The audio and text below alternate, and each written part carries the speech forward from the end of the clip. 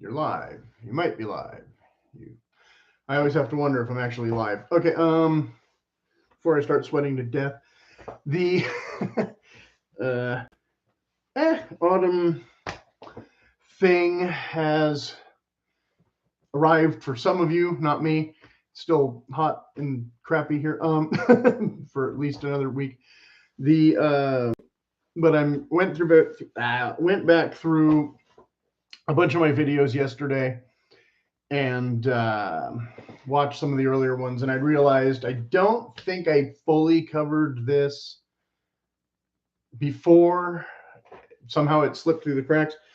The difference between jackets and coats. Now, I've had this argument on YouTube with several people, some of them British, and they'll say things like, well, they'll insist that the military calls their jackets a coat, therefore all jackets are coats. But no, I mean, the military can do whatever they want. They can call their jackets pancakes. It doesn't mean that they're actually pancakes.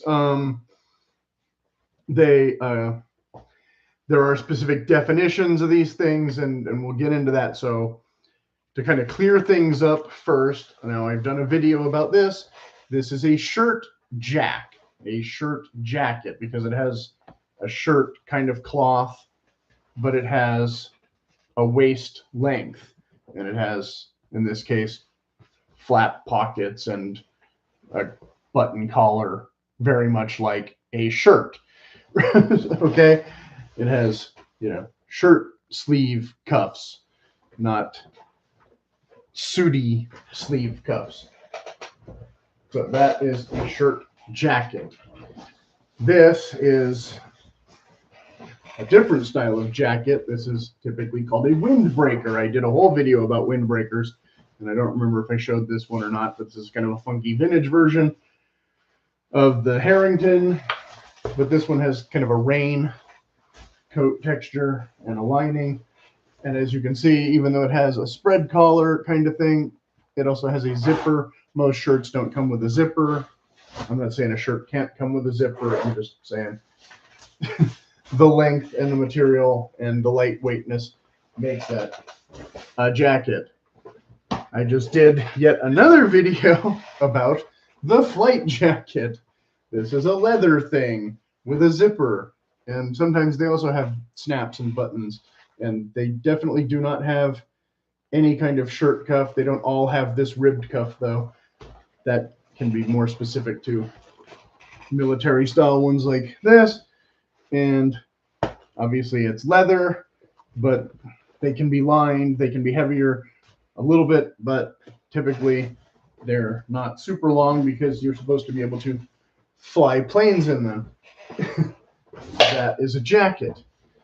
Similar to that is what is kind of technically a chore coat. This one's kind of another fun one. A Levi's jacket. This is the type 3 or whatever, most famous ones in the whole world according to the Iron Snail or whatever. And this one has buttons and a collar similar to a shirt, but is definitely not a shirt because it's heavier and cut more to go over a shirt. So also a jacket. This is like probably a polyester blend tweed thing, similar to that other car coat thing, except this one has hand pockets and a zipper and is a little bit grungier and has a lining, but not super insulated, but technically a windbreaker. And has a pattern similar to, other patterned things, but definitely not cut in a business jacket way or a suit jacket way, but still a jacket. This is not technically a field coat. This is technically also a flight jacket, but it's camouflaged. So it's called a hunting jacket, but it has snaps and also a zipper and the collar and the this and the that and the length and the cuffs, same as the flight jacket. Different slightly from an army field jacket, but also a jacket because they're called field jackets. Now, sometimes I think they are called, again, field coats because the old ones used to be heavy wool, but the new ones are nylon cotton blends and things.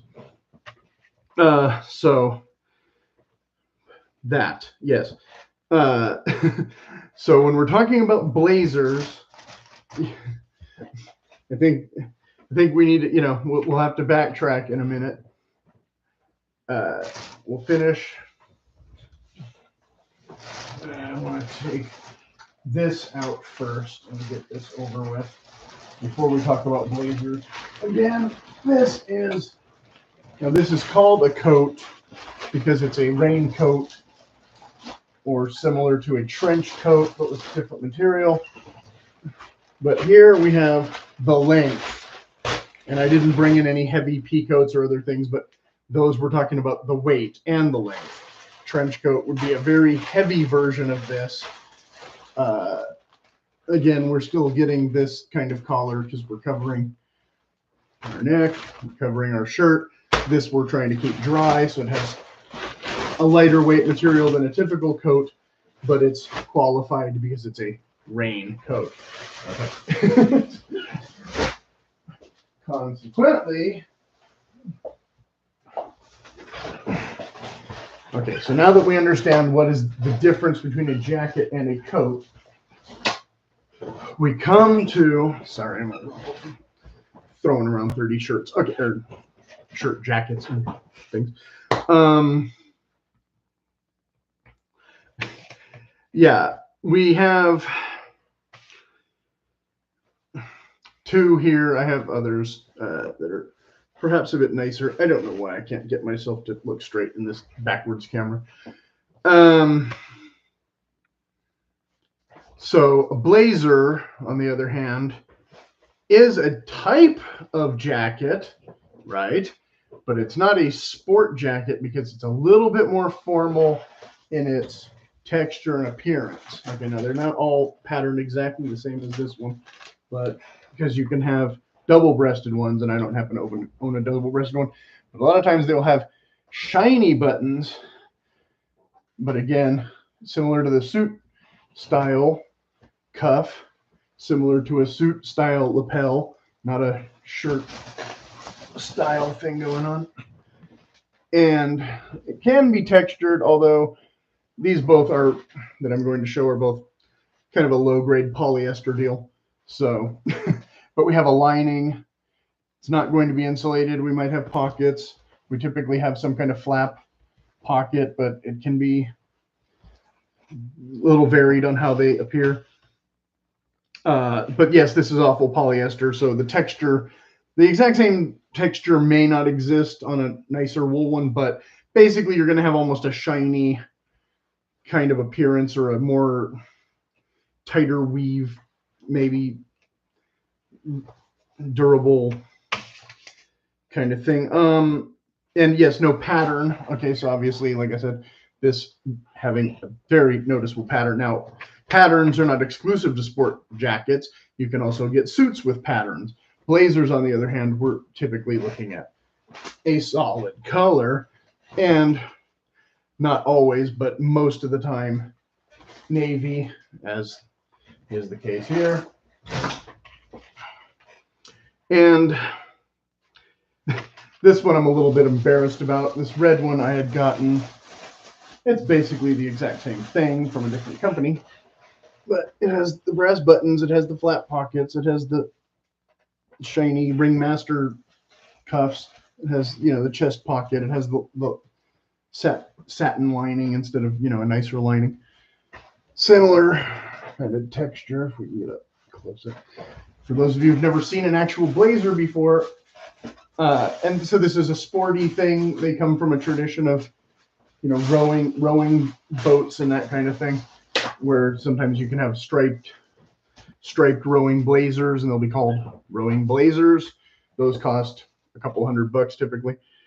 This one cost like 50.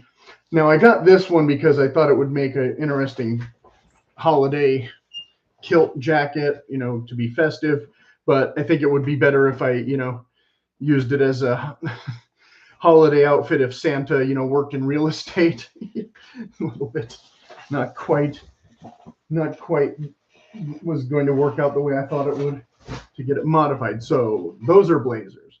So a jacket is almost everything else except for coats. Okay, so I'm saying this really slowly and patronizingly on purpose for those of you who just refuse to get it.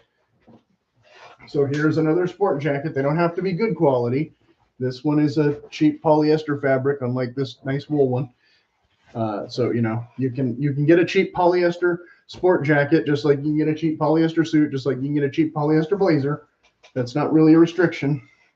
But now we have more organic buttons. Some blazers will have more organic buttons, and that's kind of a lazy thing more than a traditional correct thing, because these companies are trying to market them in different ways or just save a buck, depending.